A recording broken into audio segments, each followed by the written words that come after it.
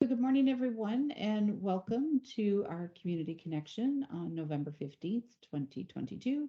My name is Carol Spicer, and I'm the owner of Spicer Facilitation and Learning, and I'm very pleased to bring you to the community connection. This is an opportunity for folks in the not-for-profit sector to come together, which is about 80 to 90% of my clients are in the not-for-profit sector. So I always want to give back to this community to the best I can.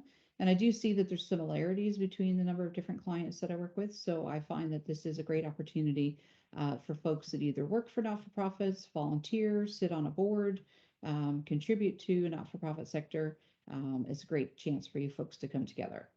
So I'm joining you from the beautiful community of Pasadena, which I do want to take a moment to acknowledge is in the unceded territory of the ancient Beothuk. And I acknowledge with respect all the diverse Indigenous backgrounds and cultures that we have in our province, including the Mi'kmaq, the Innu, the Southern Labrador, Inuit, and the Inuit of Labrador. So I'd ask that you take a moment to think about where you're joining us from and also um, acknowledging that there are folks who self-identify as Indigenous, and we have a lot of different Indigenous populations across our country as well. Very excited to bring you folks together. This is our second one post-pandemic. I did run a community connection back in September, kind of going every 2 months for this sector. So this is our next one. So I encourage you, if you can find chat, I know this is a new tool, so thank you again for those that are used to being with me on different tools for trying out MS Teams. But if you can find chat, a few folks have said hello and good morning. If you can do that, let us know who you are and where you're joining us from. It also helps our guest speaker. Jeff Lawlor is here with us, and he will get a sense then of who we have on the call. So far, Sharon and Kimberly have said hello, and a few others of you are typing. So thank you for doing that. So again, about the community connection, it's an opportunity for you folks to build this community and share with one another. And I'm open to any suggestions of any types of guests or topics or anything that you might be looking for. So think about that as we go through today. And the next session, I'll share the date and the link later, but it will be the next one will be in January. So we'll go every couple months for this community and see how that goes. So I do want to welcome our guest today, Jeff Lawlor, and Jeff is with Government of Newfoundland and Labrador, and I'm sure he'll tell us a little bit more about his division and all of the things that he does. Jeff, I've connected with Jeff as a recipient of his funding program for my clients. So given that, I reached out to Jeff to see if he would be interested in sharing a bit more information on the program that he can offer and any others that he may be aware of. And so Jeff, I'll stop sharing if you want to work on getting your presentation up. Sure thing. We'll let you introduce yourself. So hopefully you're seeing chat and getting a sense of who we've got on the call here today too. Absolutely. I'm sharing my screen here. Okay.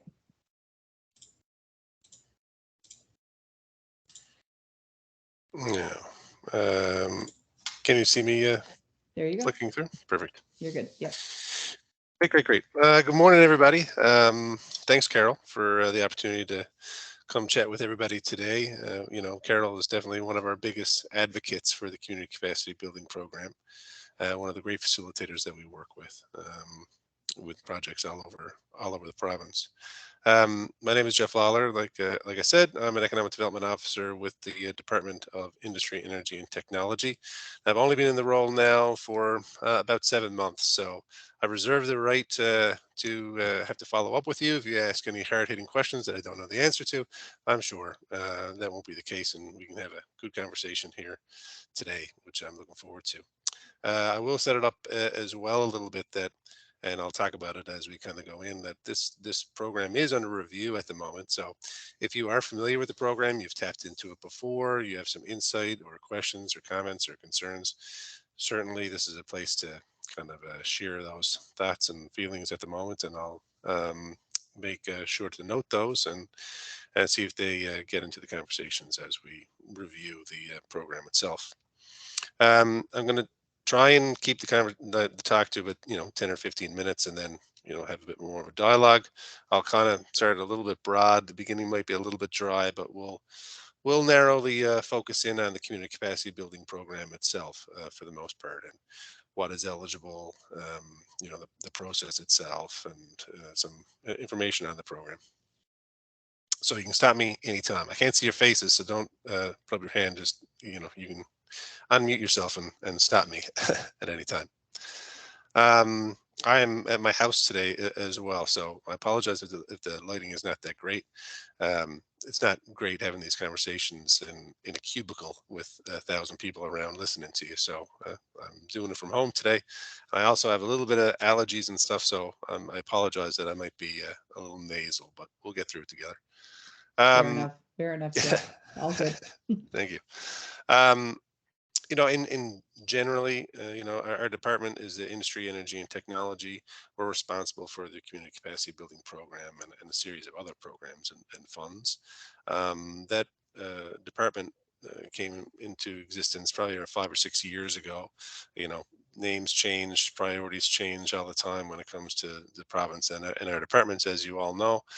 But I think this iteration and this grouping is probably going to last for the foreseeable future at the moment. Um, our division itself is the Regional Economic Development Division. I'm going to primarily focus on that for the most part while we have this conversation, because all the nonprofits and the stakeholders that are around the table here today, you're all representing nonprofits or other similar type of organizations. Our division is the who you follow up with our different programs and funds that we provide to support. The general vision itself for the province when it comes to economic development is a diversified competitive economy with productive and prosperous regions across the province. Now that's a bit of a motherhood statement, of course, but we'll dig down into a little bit more of what our priorities are from a community capacity building perspective as we get going. And we do have numerous programs and different funds. I'm not going to get into them all. We have commercial and non-commercial funding available, generally speaking, under IET. But the Regional Economic Development Division itself is primarily focused on non-commercial support. We have a corporate office here in St. John's. We're actually moving corporate offices soon. We're going from the Confederation Building down to Elizabeth Avenue within the next month or so. We have 3 regional offices throughout the province, one that represents West and Labrador, one that represents Central and East, and the one here in the St. John's area focuses on the metro area as a whole and other parts of the Avalon. And we have 17 field offices throughout the province as well. So wherever you call home or business, you're a stone's throw away, hopefully, from an economic development officer in our team that will be able to support and guide you. The division itself, primarily responsible generally for engaging with economic development stakeholders, including municipalities, businesses, cooperatives, social enterprises, industry associations, and other economic development organizations to advance regional economic development. So we cast a broad net. Anybody who's going to be able to support economic development within their communities, and build up the capacity of that community and be able to support economic development in a long-term kind of sustainable way, we're willing to work with and help and support however we can. We provide assistance to non-commercial and community stakeholders through financial and non-financial supports as regional development programming, projects, research, facilitation, client counseling, capacity building. So our main fund is called the Regional Development Fund, and can fund any number of types of projects, all the way from infrastructure projects, even within certain communities that support the local business community and um, enhance the economic development capacity within the community, even tourism projects as well. Recently we've done some projects even on signage, parking, things of that nature, all the way out to community capacity building, which is primarily training, workshopping, trying to build up the capacity of nonprofit groups or other organizations that are supporting economic development within communities. And we'll dig down a little bit further into what areas of training we are able to provide. The program itself is a component of the Regional Development Fund that I just mentioned. It assists groups by enhancing skills essential to regional economic planning, development, and implementation, and offers capacity building modules, planning sessions, and industry development sessions to interested stakeholders with a clear link to economic and business development. And so we'll go through all the modules and all the themes in a moment, but the most important thing for us would be that clear link to economic and business development, which most organizations do have these days. Even from a social perspective, there's a lot more social enterprises that are being done with organizations. Out of COVID, we've seen a lot more, say, job skills development programs that are being offered by social organizations. So more and more we're seeing that kind of interconnectivity between maybe some non-traditional players in economic development kind of making their way into that area. Jeff, The objectives. Yeah, Can go I ahead. ask a quick question there? Yep. So is it that perhaps the organizations themselves aren't driving economic, but the clients they're serving are getting engaged in the economic? I'm thinking of Leah, who's here with YMCA, for instance, supplies employment supports. Yeah. So it's Yeah, absolutely. not necessarily them hiring or making their own direct impact, but the people they serve making that impact. Is that correct? Yeah, that's right. There's a lot of different organizations that, you know, well, in that case, for example, I think there's probably a direct impact with that organization and economic development. We do some work with YWCA down here locally as well Mm-hmm. that provide some job skills training and supports for immigrants and things of that nature. So any group that's really connected and connected to economic development, would be eligible, Okay, thanks. even if it's their respective clients or members. Um, we offer capacity building modules, planning sessions, industry. We already got into that a little bit, and I'll talk about those modules in a moment. The objectives are to enable community-based economic development organizations to assume the role of partners in regional economic development, to deliver a comprehensive orientation program designed to help build and shape communities, and to encourage collaboration and broad-based partnerships. And you'll see that clearly when we go through each one of the themes and modules. Typically, we've funded up to 100 workshops a year throughout the province. More so, before the pandemic, we had a couple of slower years during the pandemic, but we're seeing a big ramp up this year because everybody's kind of wanting to get back together again in person. Maybe some organizations haven't done any kind of strategic planning or training over the last couple of years, so a lot of gaps have come up within their own organization and their own operations, and or new board members and new volunteers who need that training as well. We have a budget of about $200,000 approved annually for workshop delivery, and like I mentioned earlier, the program itself is currently under review. So this page here kind of outlines our themes and modules themselves. Now, historically, our modules, all those points, strategic planning, proposal writing, project management, all that, they are all modules that were developed between, well, a lot of them 10 years ago, some of them more currently, but a lot of them 10 years ago. And we have been providing this program for some time. And we historically have been pretty restrictive when it comes to the modules themselves. For example, like with strategic planning, the first one, that was a module that was designed that would help teach an organization how to do strategic planning. And then they could go, be able to do that work then moving forward, build up their capacities that they can do it and share it within their community and whatnot.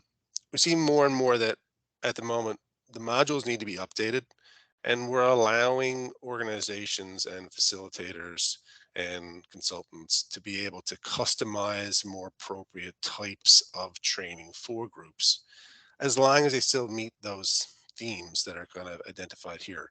So we're seeing more and more actual strategic planning being done with organizations.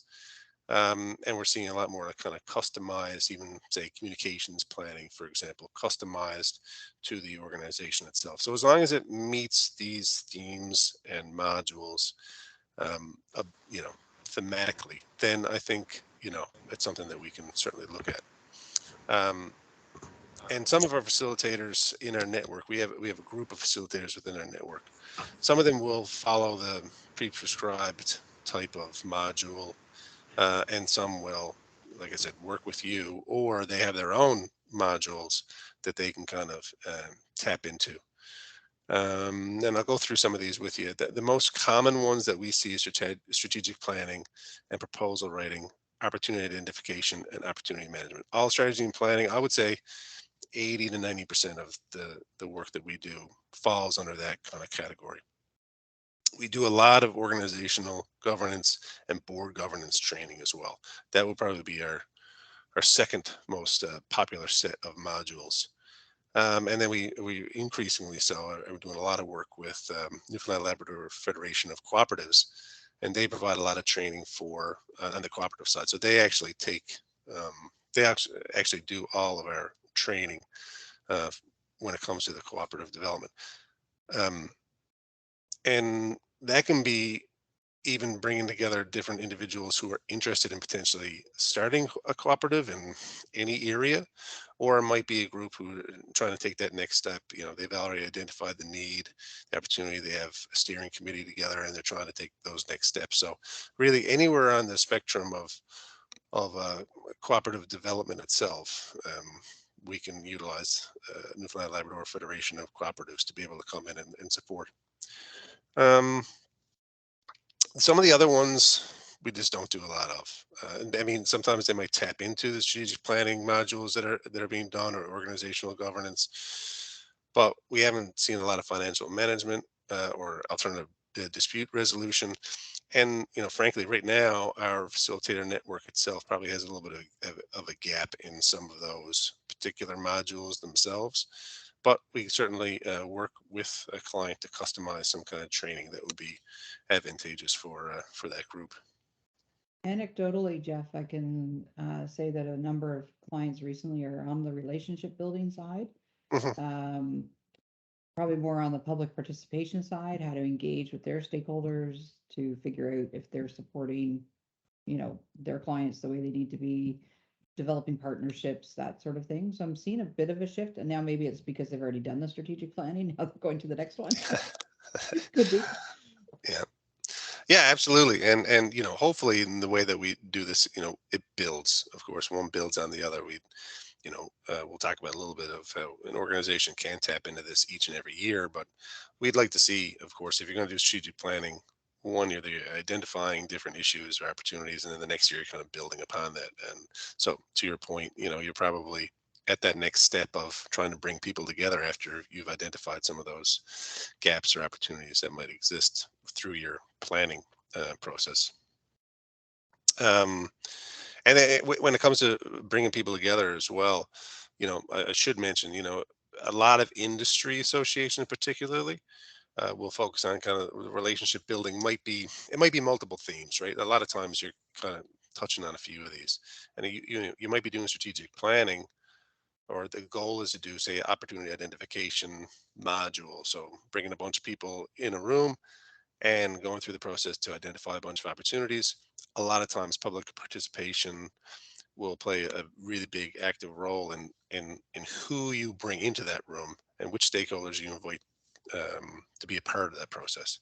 So some of these kind of blend into one another for sure. For the most part, organizations, either local or regional organizations, can access up to $5,000 yearly to for the Community Capacity Building Fund. And provincial-wide organizations can access up to $10,000 a year. Our end of year is March 31st, so if anybody was interested in doing anything this year and able to do it before March 31st, then you would be eligible to do that piece of work, and then next year, you can do another piece of work. Funding is available to non-for-profit economic development organizations, including regional groups, municipalities, industry sector groups, public education institutions, and other community-based organizations involved in economic development. And we can have a one-on-one conversation about whether or not you think you fit in or you don't think you fit in. We're gonna have a conversation after this as well. But yeah, for the most part, a lot of these organizations that we're working with today, traditionally haven't even been considered as a part of the economic development, um, I guess, network. But today, certainly, they see that they are connected quite closely. And you can submit the proposals to me or your local IET office, whichever one is easier. But eventually, even if you go through your IET office, you'll work with me when when the application kind of comes in. Eligible costs, we can cover up to 100% of travel. That's airfare and mileage, meals, accommodations, meeting expenses, or that's venue, materials, and facilitation. We'll talk about in a second. But the restricting factor here for most of those is actually the annual maximum, 5,000 or 10,000, whatever it might be. Most of them, um, don't have an individual cap itself. Um, Meals, of course, do. We follow the provincial rates. Mileage will be provincial rate. Facilitation, which we'll talk about, there is a change. There has been a change, but facilitation, the daily fee right now is $500 a day. That's a maximum. And then also $250 for preparation fee per module. So if if you're going to do a multi-day series of workshops and there's multiple modules, then you can get preparation fees for each one of the modules that you're going to do.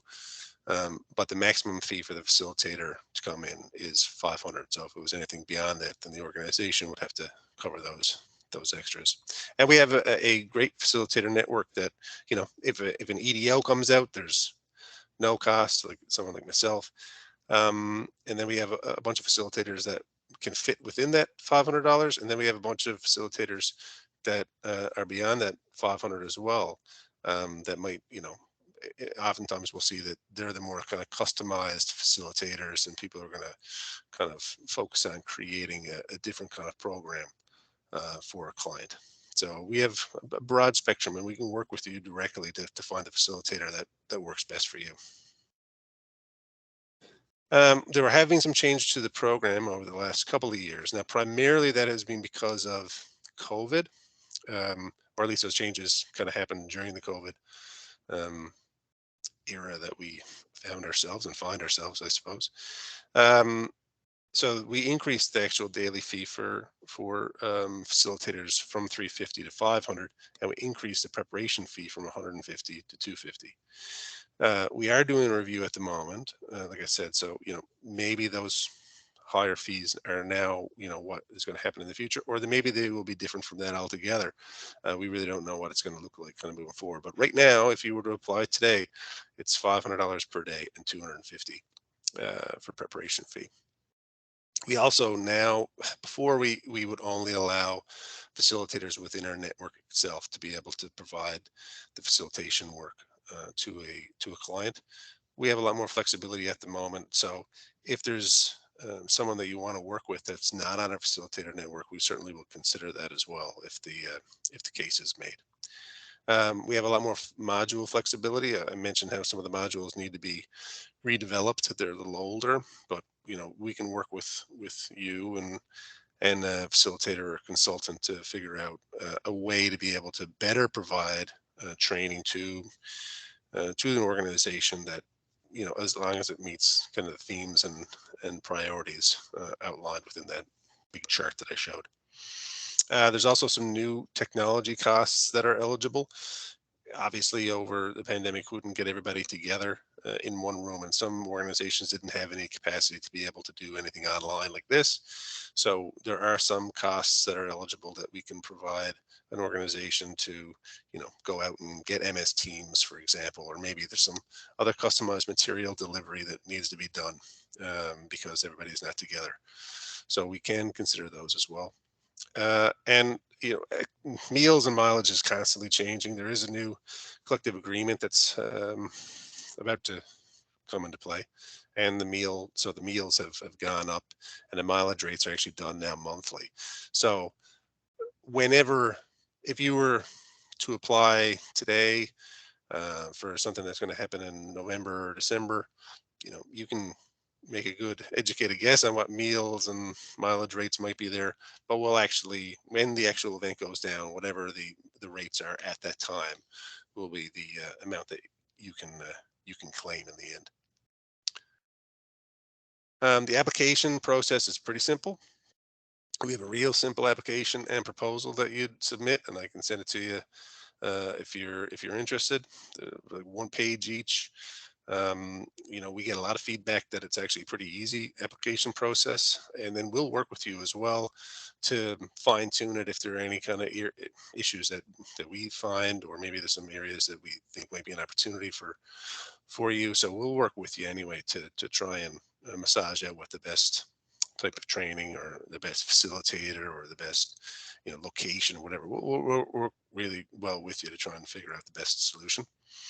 And we can connect you also with a facilitator. You can come to us with a facilitator already in mind, or you can just come to us and say, is there anybody that would do a good job of board governance training or anything else? And we can discuss that at that time.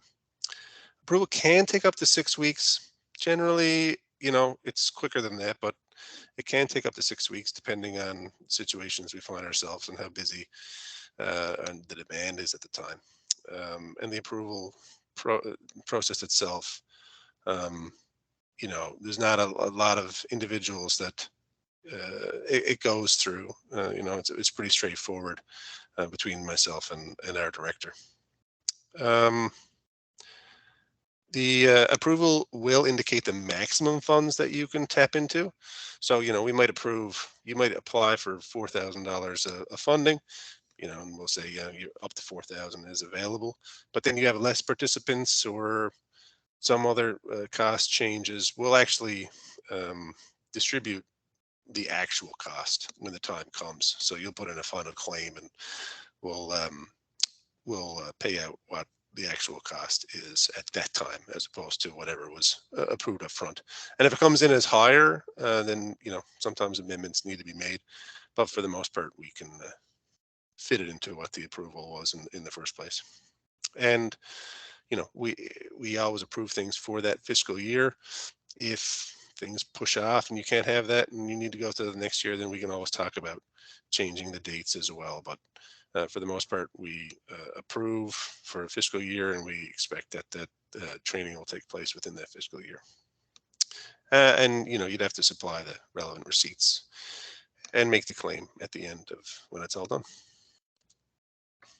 And for any more information, you can contact me. You can visit our website to get any additional idea of the program itself. Let's see, I'm going to unshare now. Am I not sharing anymore? Not We're sharing good? anymore. You're good. Good. Yeah. So Excellent. if you need any other information, website or me. Okay. Excellent, Jeff. Good review for let folks know. So I'll open it up to the floor. If you can find the reactions, which is the smiley face with the raised hand, you can click on the raise hand, and then we'll take some questions as we go through. I have one question while everyone's thinking. We're getting later in the year. How's your fiscal budget looking? Is there still funding available? No worries for this year at the moment. Okay. If anybody has something, I'd get it. That's not to say that next week that might be a different story, but right now, get in whatever you'd like to do for this year, so we can kind of get it in the books. Like you said, time is getting short to get it done by March 31st, and winter is always a challenging time of the year to be able to do some of this stuff. So, the quicker you get it in, the better, and the more flexibility you'll give yourself to get it done. Okay. Cool. Anyone have any questions for Jeff? You can either raise hand or chat, whichever is easiest for you.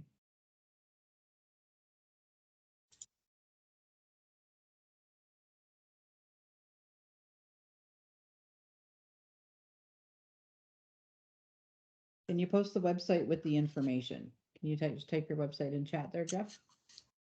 Sure. You're making it way too easy for me, though. I was expecting to sweat a little bit here. Maybe give me the reaction, the thumbs up if you've used this program before, because I do believe some have that are with us today. Or if you're considering using it, because I do know there's a couple that might be considering using it too. I'll actually post. I'm going to change what I'm going to post here. I'll go into the actual page as opposed to the general. Okay.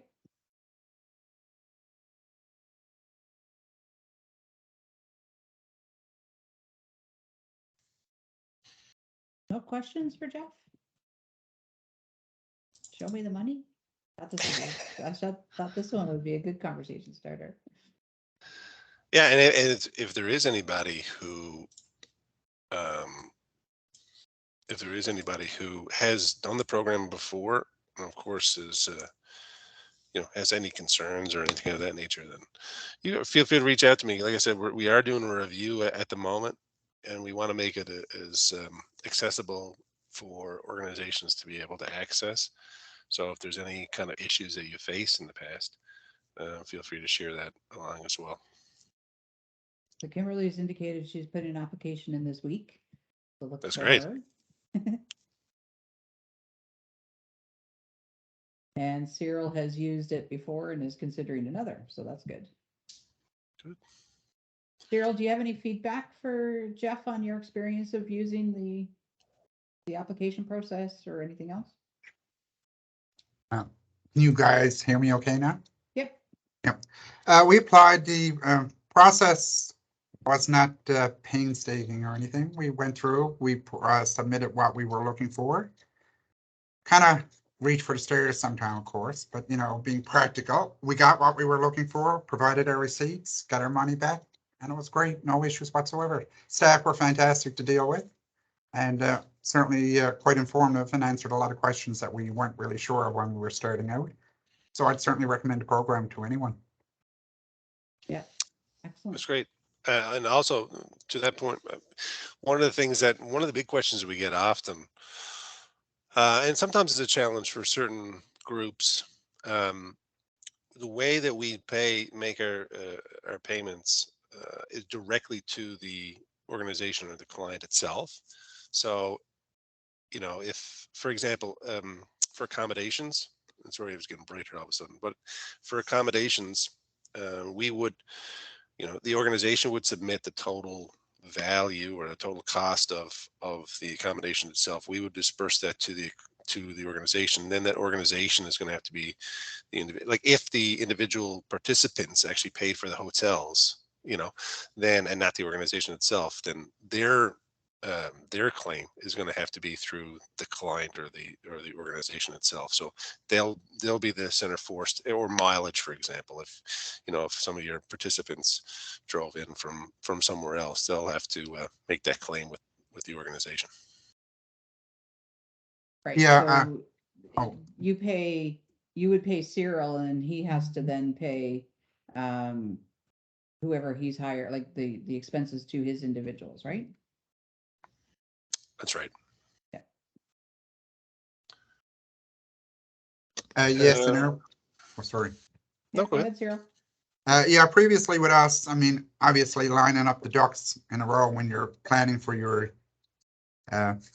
events, and prior to being the executive director, I was the financial person for the organization, so I see it from both sides. We always pre-planned upfront, and we wouldn't put the stress on the individual to be looking for reimbursements. We always made it clear for any of the programs that we operate, we will cover all your expenses. We know there may be a time waiting to get our money back and all that, but that's part of planning the event and going ahead with it, knowing that our money may be tied up. It's a great incentive sometimes for individuals trying to get back and forth, because if they have to go back to their own employers after paying for somebody else, it's generally quite a length of time in between them paying for something and getting their money back. So sometimes that can be a disincentive for people to want to participate in something. So we've always made it a policy whoever is invited to a particular event, they can bring their receipts with them right on the spot, and we'll issue payment. And then we work with it afterwards. They have no worries or anything to deal with the financial component. That's awesome. And I think that's one thing important too, Jeff, like you've got your maximums of 5,000 and 10,000. So you indicated 100% of certain fees, but I know for the facilitator, there's a maximum. So I know and I can speak to that from my perspective, some of my clients take my rate and they can top it up to meet my rate, because I'll tell you 500 is not my rate. But others, I think, feel that that's all they can afford. And so to your point, that might be a better opportunity for one of the EDOs to come out, because they can absorb a bit of that cost, because they're paid in their job to do that sort of thing. Well said, and well said, Cyril, as well. I used to be the president of a provincial association, and we would do the same thing. We cover the cost up front. Not that all organizations can do that, but it's a lot better. And like you said, you might be disincentivized if you're going to be waiting on your hotel rebate for some time. Right. There was a question here as well about website development costs for nonprofits. So the community capacity building program wouldn't fund that, but our regional development fund, depending on the situation, and there have been times where it's been more likely, like during COVID, there was an additional fund that went out at one point that would be able to provide support for website development, because there was a big need, of course, at that point where everybody was kind of shifting to online. So depending on that, you can certainly follow up with myself, and I can connect you with your local EDO, whether or not that would be something that would be eligible for the regional development fund. Would that still fall under the areas of focus for government, certain industry specific, or It so it's could. nonprofit? Could it be a little bit more open? Again, it depends on what you're trying to achieve with the website, and it depends on what the priorities are at the time for government. So yeah, we'd have to kind of assess it when it came in. Okay. No, that's potentially an option. Certainly, there's the CDAP program that's out right now through CBDCs, the Canada Digital Adoption Program, which is about getting e-commerce and website presence and so on. But personally, I can say that it's quite restrictive in who's eligible. And that's been a lot of the feedback I've heard. And even with some of the agencies that I work with, they're saying the same thing, that the government's a little bit surprised they haven't had as much take up, but I think it's because of the limitations on who's actually eligible. Bit of a challenge there. I'm not sure, Mary, if the consultant advisory services program with CBDC would provide some potential. I'm not sure with website, but it's a program, and we don't have anybody from CBDC on here today, I don't think. But it's the consultant advisory services program that you can hire a consultant. I don't know if I should say this in front of Jeff or not, but I've had clients use both. I've had clients use his program and the consultant advisory program, because it can pay up to 5,000 for a consultant. Again, under certain things and guidance, but strategic planning tends to be the one that kind of bleeds through and overlaps from the two programs. That's no problem on our end. We love to see that stuff, and that program is great that you brought it up. That program is somewhat, even though we have more flexibility when it comes to the modules at the moment. Certainly that program is more flexible than even what we can provide. So like we won't do business plan, for example. We won't be able to fund, say, a business plan, but I think CAS will Yes. look at that stuff. And when it comes to strategic planning, that whole opportunities identification and opportunities management module, like identifying opportunities and then figuring out next steps to be able to that is where we kind of make the case for strategic planning. But and as Carol can kind of attest probably, it's more of a facilitated session to get the wisdom of the room out. An actual plan and the report and all that, like that's a greater piece of work that kind of probably falls outside of our community capacity building program itself, because your $500 facilitation fee is not going to be able to cover the development of a written plan as well. Yeah, it's the reporting side. So it was interesting. Somebody asked me recently, or I saw a poll, I think it was on LinkedIn with a group of facilitators, how often do you do reporting? And my answer, and somebody asked me that not so long ago, and I said, my answer is how much money they have, to be perfectly honest. If they're getting the community capacity and they get the 500 for the day, we work out those rates. But if they don't have any more money, they really can't afford the writing part. I can say with Cyril's group, for instance, he was fortunate enough to have me actually write the plan. But yeah, that doesn't fall under Jeff's funding. That would be on the organization that would be able to have some more funding to be able to get the report writing piece done. Sure.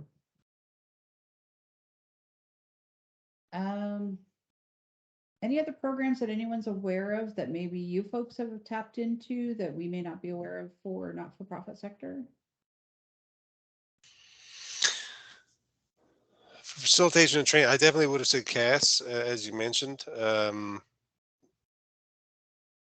Primarily that's, and the COA is always coming out with, they're pretty nimble in terms of coming out with different funds every now and then. Each year it almost seems like they, this priority area might pop up. So, if you're ever interested, if there's ever a need, or you have some kind of project that you're tossing around, you can follow up with myself or another EDO in your region, and we can, do some deep diving on what else might be available, or connect with, say, a COA or CBDC or whatever it might be. But, for the most part, just develop a relationship with your local EDO. Yeah, absolutely. Excellent. Any other questions for Jeff?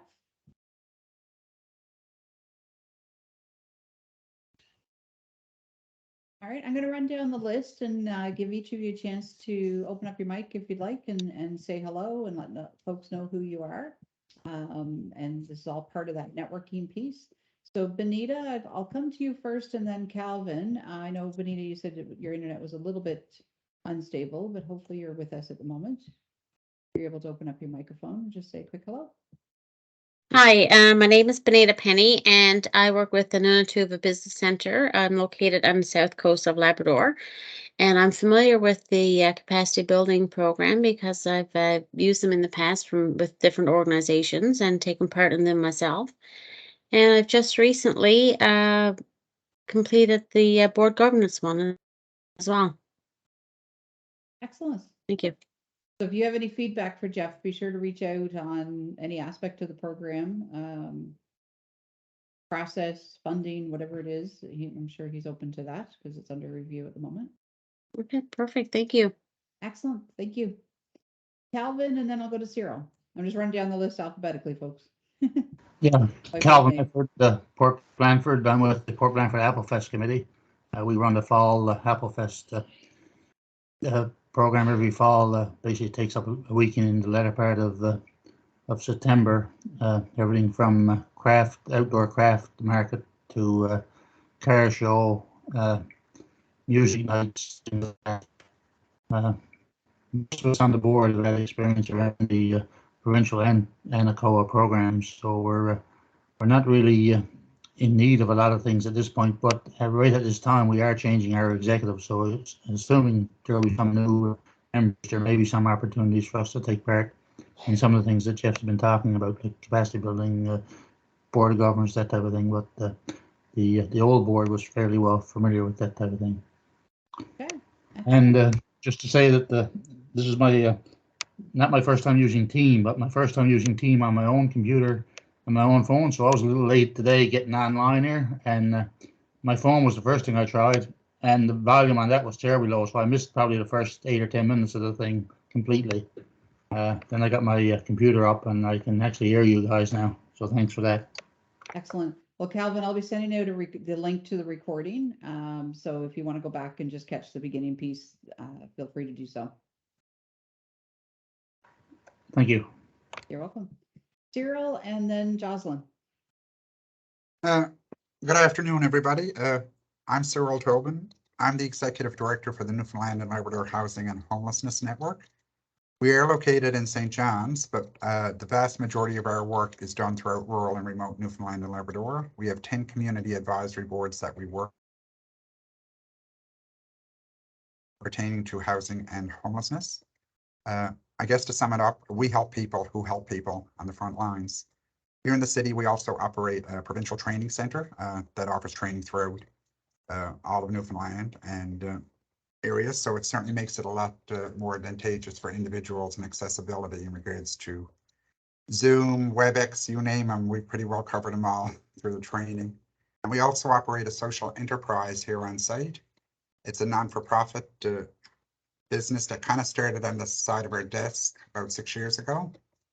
And we hire marginalized individuals to provide them an opportunity for a supportive and non-judgmental work environment. Gives them an opportunity to empower themselves as well as to earn a living.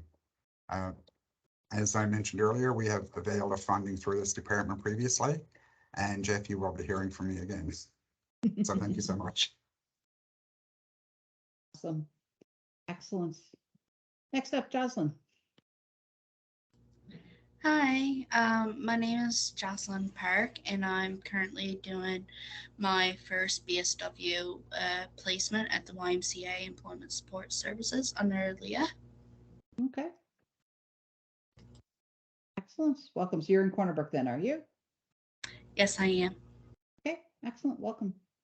Kimberly and then Leah. Okay, hi everyone. My name is Kimberly Dyer. I am the new Executive Director of the Labrador West Status of Women. Hi to Cyril, it's been a while. Nice to see a familiar face. I do have a background in working within the housing sector for about the better part of 10 years and working in our local shelter here, Hope Haven, for about 14 years. So this has been a big change for me, but still in the realm of work that I love to do. I actually sat here on the board at the Women's Center for about 12 years, and now I'm the executive director. So I get to see both sides of it now, which is really different for me, but I'm really enjoying it. I really feel like I'm thriving here in this position. So there's been a lot of big changes on our board. We have our AGM tomorrow evening. So that's why I've been in touch with Jeff. We're looking to do some board governance training with Carol. And we've, in the last 6 months or so, acquired a brand new, great big, huge community space that's attached to our office. So we're looking to do some strategic planning for that as well. So we have lots of new and exciting things on the go in our center. And it was really nice to connect with you all today. Thanks for taking the time. Excellent. Thank you. That's part of what I love about virtual stuff. We're from St. John's to Corner Brook to Lab West to South Coast of Labrador to Port Blandford. I love it. We're all over the place here. Who's up next? We got Leah and then Marie. Hello, everybody. Leah Kalfas at the YMCA in Corner Brook, career coach for the Employment Support Services Division.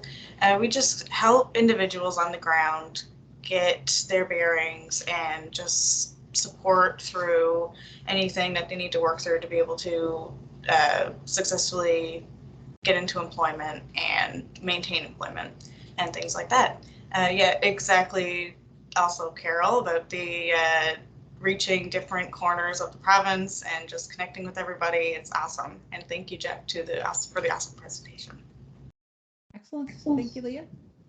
Marie and then Natasha. Hi there. My name is Marie Sampson, and I'm originally from Stephenville. I'm in Corner Brook now after having been in like half a dozen different countries.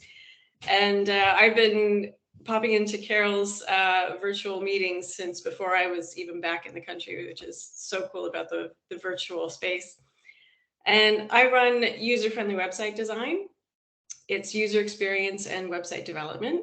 And I'm actually talking talking right now with Navigate about doing some workshops. They've asked me to do some workshops in the digital promotion space. So I'm putting together one called Experimental Marketing. And it's a series of workshops. It's going to be virtual so that people can pop in from anywhere. And I'll pop the link in where you can get notifications from me. And of course, it's just as relevant to nonprofits as it is to for-profits, social enterprise. And that's me. Awesome. Yes, Marie took us international. She joined us from the UK. We were all excited. We got to say we were international. It was awesome. Thank you.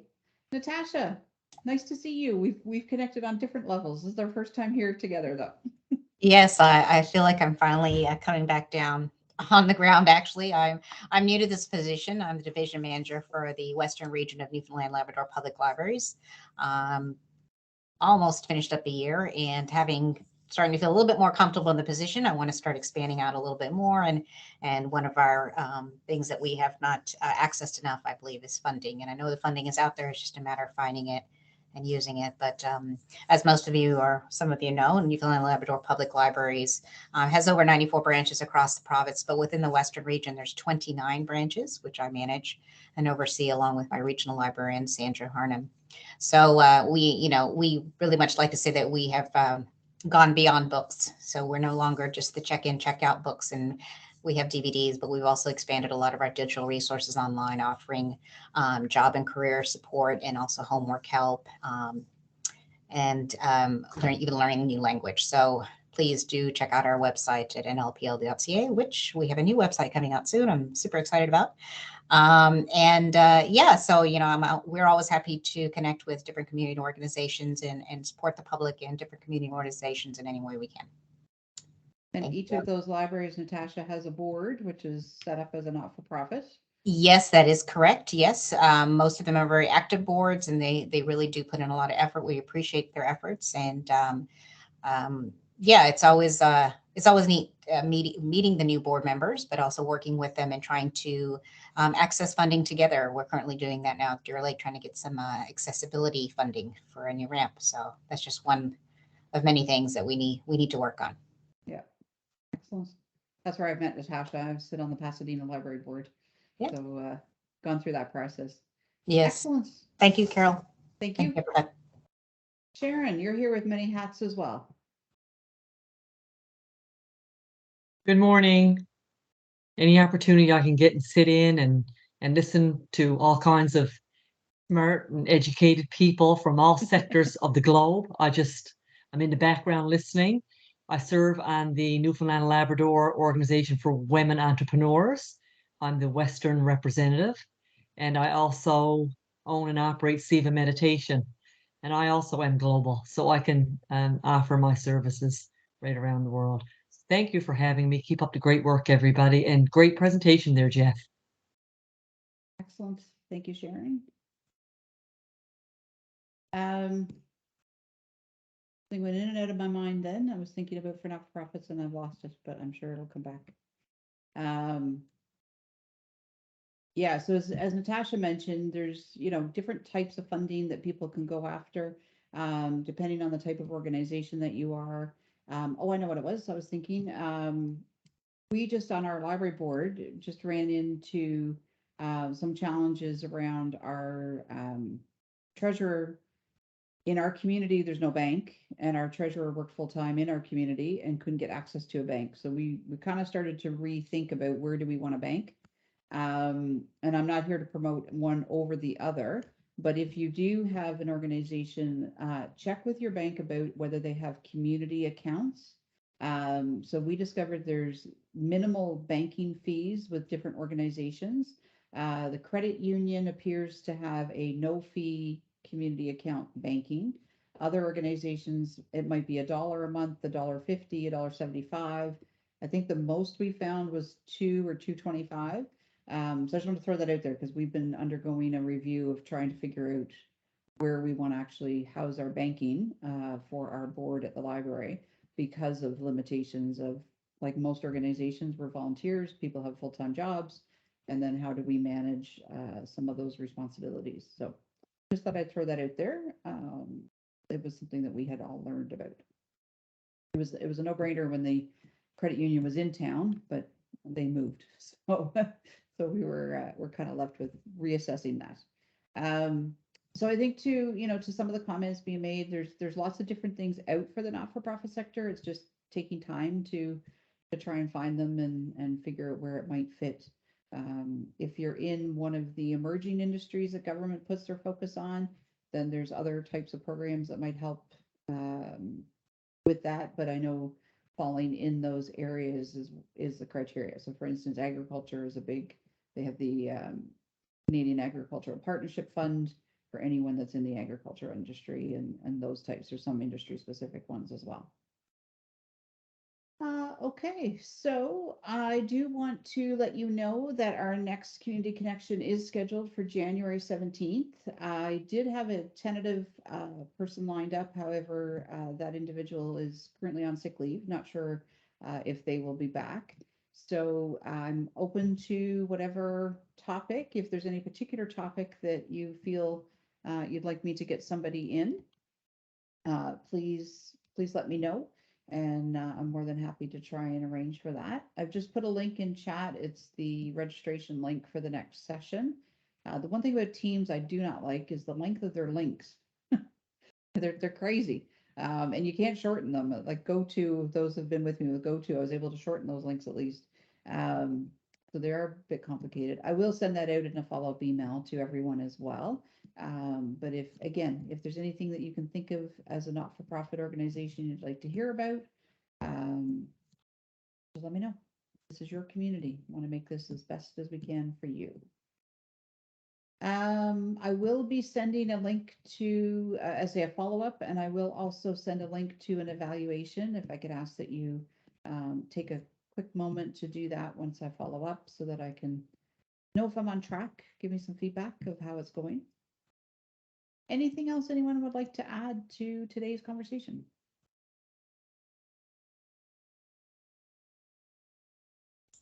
Well, I just want to say thanks to all the participants and Carol again for letting me come in here and talk about our program. So much appreciated, and I hope I hear from all of you. You heard it there, folks. Thank you, Jeff. We appreciate you taking the time. As I say, for me, I'm quite familiar with it. Either I send people to Jeff or Jeff sends people to me. So it's awesome. We have a great relationship working there. But it is nice for everyone to kind of hear those details from you and make that connection to you. So happy to have you. Very glad to have you come in. All right, well, I'm going to give you back half an hour of your day, folks. So enjoy, use it wisely, and looking forward to seeing you again. So Community Connection is in January. For those that are entrepreneurs or want to connect with the entrepreneur community, my entrepreneur coffee break is next week. I'm going to be using Teams again for the first time with that community, but that's on the 22nd, same time, if you're interested in joining that session. And I have, what do I have coming up? It's a blank now. We have a speaker, but I can't remember what it is now. I'm just trying to complete blank.